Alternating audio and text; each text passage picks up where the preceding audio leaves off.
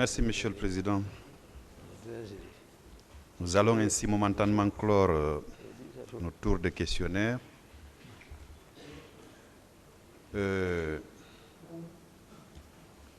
Monsieur Diakité. Oui, Monsieur le procureur. J'ai été attentif à tout ce que vous avez dit. Merci. Quand Monsieur le Président vous a notifié tous les chefs d'inculpation, Oui. les faits pour lesquels vous comparaissez devant la juridiction criminelle, Oui. la réponse que vous avez donnée, c'est que vous ne reconnaissez aucun des faits. Oui. Vous vous êtes expliqué de long à large. Des questions vous ont été posées. À mon tour, je vais vous poser quelques questions. D'accord. Ce sont des questions de consolidation que je tire Oui. sur un rapport de Human Rights Watch. Oui. Parce que vous avez été formel, que vous êtes venu au stade dans l'unique but de rechercher Oui. Monsieur Moussa Dadis Camara. Oui.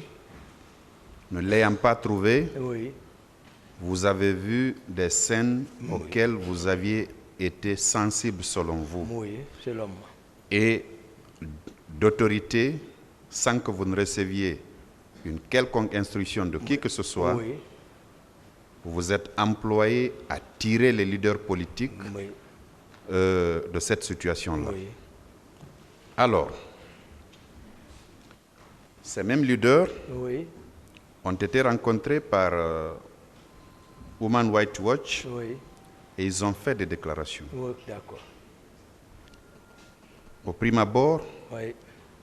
parlant des agressions des chefs de l'opposition par la garde présidentielle, à la page 43, Oui. il est dit ceci. Alors que les soldats de la garde présidentielle s'en prenaient aux sympathisants de l'opposition sur le terrain central du stade principal, leurs commandants se sont mis à la recherche des principaux dirigeants de l'opposition qui étaient restés sur la tribune principale avec de nombreux autres membres haut placés du parti. Un des gardes de corps de Selouda Diallo, un dirigeant de l'opposition, a raconté à Human Rights Watch avoir vu un groupe de soldats de la garde présidentielle conduit par le lieutenant Aboubakar Toumba Diakité et l'adjoint de Toumba. Le second, le lieutenant Marcel, se dirigeait tout droit vers les chefs de l'opposition. Ce témoin a aussi vu avec le groupe deux autres membres de la garde présidentielle qu'il a identifiés comme étant Sankaran et Kareka, soldats qui, selon lui, travaillaient parfois comme chauffeurs pour Dadis Camara. Quel commentaire faites-vous à ce que je viens de lire là? Oui. C'est ce que j'ai expliqué, tel que, effectivement, j'ai dit tout devant tout le monde que j'étais au stade. J'ai dit également que, d'abord, je n'étais pas avec les gens, certainement certains, comme ils l'ont déjà fait, ils les ont agressés. Mais, sauf que moi, je me suis opposé pour dire, venez vers moi. C'était ma parole. Mais ils ont été pris, comment, en surprise, hein? Non, ils sont surpris parce qu'ils ne savent pas tout ce qui s'est passé. Donc, tout ce qu'il a vu, c'est ce qu'il a raconté. D'accord. Ce qu'il a vu, c'est ce qu'il a raconté. Donc, ils sont surpris. Ils n'ont pas... Maintenant, c'est aujourd'hui. Il a certainement, à travers Dieu, a voulu qu'on donne des explications, qu'il va faire la part des choses. Mais ce que moi j'ai expliqué, je ne peux pas dire... Ce qu'il a dit, ce n'est pas vrai. S'il était présent, ce qu'il a vu, il a dit ça. Mais sauf que moi, mon comportement, et comment je suis venu, je veux que aussi ils comprennent à partir d'aujourd'hui que Toumba était comme ça. Vous savez bien que vous étiez connu quand même des Guinéens. Ils m'ont fait connaître par les Guinéens, c'est ça? D'accord. Ils m'ont fait connaître par les Guinéens. Alors, plusieurs témoins interrogés ont déclaré avoir aperçu Toumba sur les lieux de violence. Certains d'entre eux l'ont même vu frapper des manifestants et parfois même tirer sur des personnes dans les tribunes couvertes. Toumba est une personne connue en Guinée car il accompagne régulièrement Dadis Camara lors de ses participations publiques. Voilà. Qui ont, je n'ai pas fini, qui pour la plupart sont photographiées et transmises sur les chaînes de télévision publiques. Plusieurs témoins ont affirmé que Toumba était facilement reconnaissable à la façon particulière dont il porte son béret rouge bien enfoncé sur sa tête comme un bonnet de laine ordinaire. Une coiffeuse de 29 ans a raconté qu'elle s'était retrouvée face à Toumba alors qu'elle se dirigeait vers les tribunes en tirant dans sa direction. Je vous ai dit que vous étiez connu parce que vous accompagnez le président Moussa Dadis Camara à plusieurs de ses réunions publiques ou à plusieurs rassemblements. Donc, votre physionomie, la façon par laquelle vous apparaissiez, n'était pas méconnue des Guinéens. Et c'est justement une des Guinéennes qui a fait cette déclaration qui dit qu'elle vous a vu en tirant vers sa direction. Voilà. Ce que moi je souhaite, hein, oui, en toute sincérité, tous ceux qui racontent là devant Dieu, moi je les pardonne. Ce n'est pas eux que je vais demander pardon. Moi je les pardonne. Cette déclaration-là n'est pas vraie. N'est pas vrai, mais je les pardonne également. Devant Dieu. Ensuite, une autre femme de 47 ans a décrit la façon dont elle a été frappée par Toumba peu après que ce dernier soit arrivé dans les tribunes couvertes. C'est à la page 44, vos avocats peuvent consulter. Elle dit ceci. Toumba lui-même m'a frappé. C'est arrivé dans la zone couverte lorsque nous avons essayé de partir. Il est venu vers moi et dit, où est Dalin? Nous allons le tuer aujourd'hui. Où sont vos gens? Il m'a frappé sur le visage à plusieurs reprises avec sa main. Tout en me battant, il dit, qu'est-ce que tu es venu faire ici? Tu es une vieille. Pourquoi es-tu venu? Hein? Je ne l'avais jamais rencontrée auparavant, mais elle l'a reconnue à partir de la télévision. Personne ne l'arrêta. Tchebro était là et vu ce qui se passait et a vu ce qui se passait. Il ne l'a pas empêché. Après cela, mon mari m'a amené hors du stade. Nous avons quitté rapidement avant que nos leaders ne soient battus. Cette autre femme aussi ne dit pas la vérité. Ce n'est pas une vérité. Je veux que, puisqu'il s'agit des leaders, hein, oui. c'est-à-dire les leaders eux-mêmes, ils n'ont qu'à, ici, parce que c'est très important. Il ne faut pas que quelqu'un te sauve et puis tu t'assois, tu vois les gens en train de dire les contre-vérités. Non, je ne suis pas là encore. Voilà. On en viendra sur la partie des leaders. Voilà. Vous avez été méthodique, je vais l'être aussi. Voilà, donc ce n'est pas vrai. Cette autre femme ne dit pas la vérité. Pas vrai. Très bien. Alors, j'en viens aux leaders politiques. Ouais.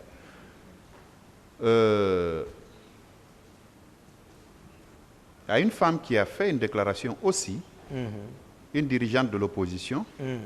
Ça, c'est à la page 45. Elle dit ceci.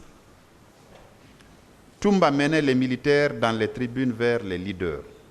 C'est lui-même qui avait frappé le leader de l'opposition, Cellou Diallo. Toumba était coiffé d'un béret rouge et avait accroché des fétiches à sa tête. Et oui, je lis ce qui écrit M. Diakité. Et il était en uniforme militaire. Toumba était entré dans le stand avec environ 50 bérets rouges. Il était parti immédiatement vers Cellou Diallo et l'a frappé à la tête avec son fusil. Puis, le frappa encore sur les côtes. Cellou Diallo est tombé et j'ai pensé qu'il était mort. Lorsque Toumba a vu Selou tomber, je crois que Toumba avait également pensé qu'il l'avait tué. Lui et d'autres commencèrent à frapper François Fall. J'ai crié. Ils ont tué les leaders. Un béret rouge avait brandi son arme devant moi et m'a frappé à la tête. Puis, d'autres me frappaient dans les reins et les jambes. Puis un autre béret rouge m'avait poignardé à la main et à la poitrine. Un seul m'avait poignardé, le reste me frappait. Cette déclaration également est très fausse, M. Diakité.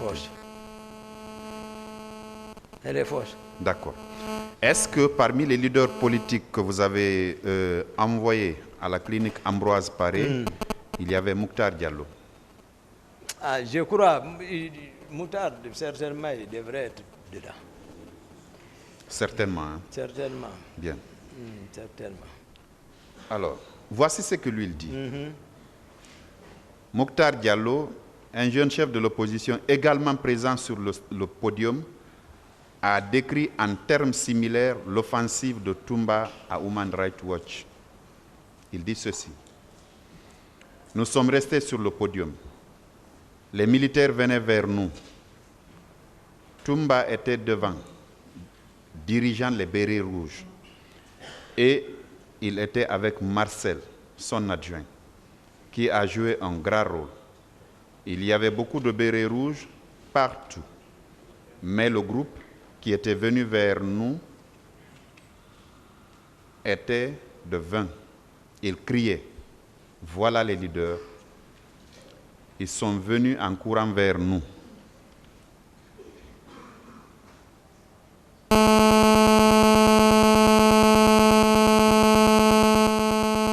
Toumba, à leur tête, a dit, venez à nous. Nous sommes allés vers eux. Ils disaient des choses terribles, qu'ils allaient nous tuer, qu'ils nous mangeront et que nous étions des salauds. Et ils nous frappaient avec les fusils et des coups de pied. Selou Diallo a été le dernier à quitter le podium et il a été battu jusqu'à ce qu'il arrive sur la pelouse. Nous avons pensé qu'il était mort. Nous qui étions les 3 autres dirigeants de l'opposition, nous nous sommes tenus les uns les autres pour nous protéger. C'est ce qu'il a dit. C'est ce que Mouktar Diallo, qui était... J'ai expliqué ici comment les gens, comment étaient là-bas. Ce qu'ils racontent. Moi, je vous ai dit, je suis rentré leur dire, venez vers moi. Maintenant, là-bas, et qui est qui là-bas? Moi, j'ai expliqué comment. Et ils ont été pris par surprise, donc ils ne peuvent pas distinguer. Ils ont vu Toumba, moi je suis connu. Ils ont vu Toumba. Pour eux, ils ne peuvent pas savoir. Ils ont raison d'expliquer comme ça. Pour dire effectivement, Toumba est venu, il a dit venez vers moi, c'est vrai. Mais quelle a été la suite? La suite, la suite, il l'a décrite. Oui, c'est que vous avez donné des coups. Non. C'est ce qu'il dit. Je le pardonne. Lui-même, je le pardonne devant Dieu. Je le pardonne devant Dieu. Parce que c'est moi, comment je peux donner coups? J'ai donné les coups aux militaires. J'ai joué des coups. Je les ai fait fuir. S'il était en tout cas parmi ceux qui étaient avec moi dans le véhicule, franchement, il doit dire la vérité. Je ne suis venu avec personne. Je ne commandais personne.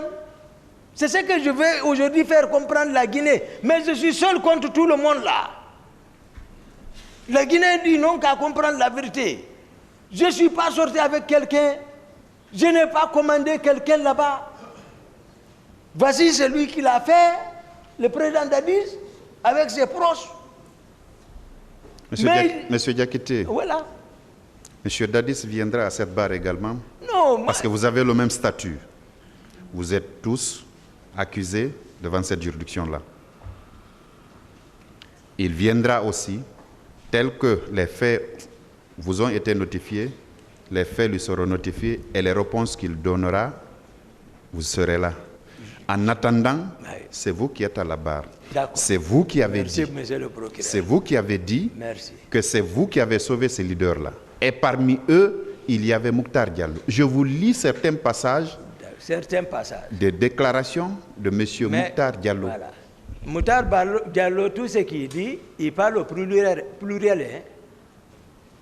Singulièrement, il a parlé qu'il a vu Toumba venir vers nous, et je l'ai expliqué ici. Mais il parle au pluriel. Et le pluriel là, c'est ce que j'ai détaillé. J'ai détaillé pour que vous compreniez comment était le terrain. Parce que, monsieur le procureur, un dol pénal mal organisé équivaudrait à un crime. C'est pourquoi je m'efforce pour vous faire comprendre. Il parle au pluriel. Tous ceux qui sont passés parlaient au nom encore de Toumba. Toumba et ses hommes. Toumba et ses hommes. Si quelque chose m'arrive dans ce procès, je ne pardonne pas devant Dieu. Je m'efforce pour faire parler.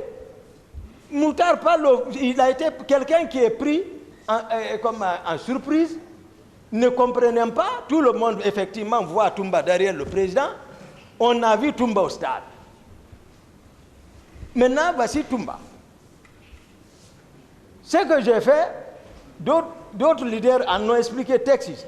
Ce que moi j'ai fait, je ne vais pas les en vouloir parce qu'ils ne pouvaient pas avoir l'automatisme de comprendre la situation. Maintenant, moi, c'est ce que j'explique, que ces hommes-là n'étaient pas commandés par moi. Celui avec qui je suis sorti, vous pouvez le demander. Foromo, je suis sorti seul. Le président même a dit, il n'a pas donné l'ordre. Il m'a empêché. C'est ce que je suis en train de faire. Le pluriel dont vous vous employez là ne relève pas de moi. D'accord. Yann de prenez comme ça. Je le prends comme ça. Je continue. Oui. Vous avez dit que quand vous avez pris ces leaders politiques pour les faire sortir du stade, vous n'avez pas vu des femmes qu'on violait ou qu'on tentait de violer? Vous maintenez? J'ai parlé, non, tout de suite.